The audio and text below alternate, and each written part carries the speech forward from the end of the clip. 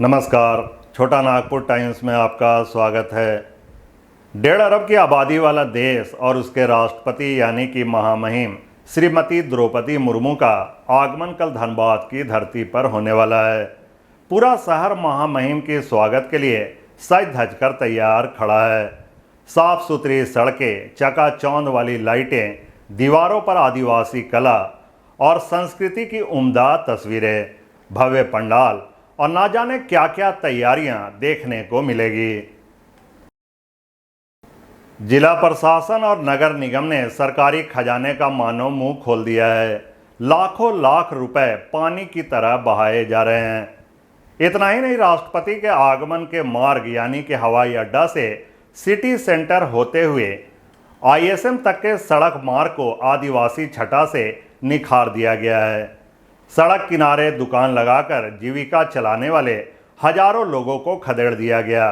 स्कूलों में छुट्टियां घोषित कर दी गई। सड़क किनारे की सभी दुकानों को बंद रखने का निर्देश दे दिया गया है। सवाल यह उठता है कि एक गरीब देश के राष्ट्रपति के स्वागत के लिए सरकारी खजाने से लाखों रुपए उड़ा डालना कहाँ की बुद्धिमानी है। दूसरी ओर इसी देश की गरीब जनता जो हजारों की संख्या में सड़क किनारे दिहाड़ी व्यवसाय करके अपना और अपने परिवार का भरण पोषण करते हैं, उन्हें अचानक से उजाड़ देना किस हद तक सही है।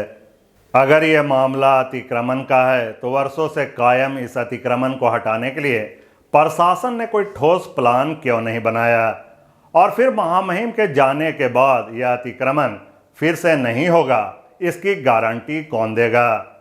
सिर्फ महामहिम की नज़रों में शहर को अच्छा दिखाने के लिए हजारों परिवार की रोजी रोटी अचानक से छीन लेना न्याय संगत नहीं है। और फिर महामहिम के एक दिन के कार्यक्रम के लिए सड़कों की साज सज्जा के नाम पर लाखों उड़ा देना भी तर्क संगत नहीं लगता। प्रशासन और नगर निगम की ऐसी सोच और मुस्तैदी को देखकर लगता है कि काश यह हमेशा के लिए बरकरार रहता तो निश्चित तौर पर शहर स्वर्ग जैसा दिखता और शहरवासी धन्य हो जाते।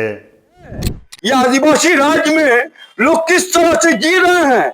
लाखों लोग इस राज्य से पलायन करते हैं हर साल। कोरोना के समय में दिखाई दिया कि इस राज्य से कितने लोग पलायन करते हैं, और कोरोना के दरमियान केवल आने के क्रम में कितने लोग अपना प्राण गंवाए हैं। तो राष्ट्रपति महोदय को जो जानकारी है कि इस राज्य में गरीबी आज भी है, चरम गरीबी है इस राज्य में आज भी, और उसका रोजगार को बहाल करने के बजाय, उसका रोजगार को सुनिश्चित रखने के बजाय हजारों लोगों का रोजी रोटी राष्ट्रपति महोदय का स्वागत के लिए उनका रोजगार को उजाड़ देना, यह हमको लगता है कि राष्ट्रपति महोदय को अगर जानकारी मिलेगा तो वो भी इस बात से उनको भी तकलीफ होगा, निश्चित रूप से तकलीफ होगा। हम लोग जानते हैं माननीय राष्ट्रपति महोदय के बारे में, उनको निश्चित रूप से तकलीफ होगा अगर उनको जानकारी होगा कि यहाँ सड़क से सैकड़ों की संख्या में गरीबों को उजाड़ा गया है, उनका सामान बर्बाद किया गया है हटाने के क्रम में।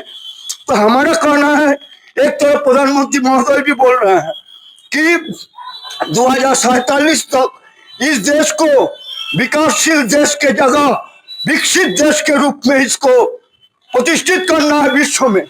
तो क्या हजारों लोगों का रोजगार छीन कर कैसे विकास होगा, कैसे विकसित देश बनेगा। जो रोजगार कर रहा है उसका रोजगार को सुनिश्चित रखने के बजाय उसका अगर रोजगार छीन लिया जाएगा तो किस तरह से 2047 तक विकसित देश के रूप में यह देश परिणत हो पाएगा।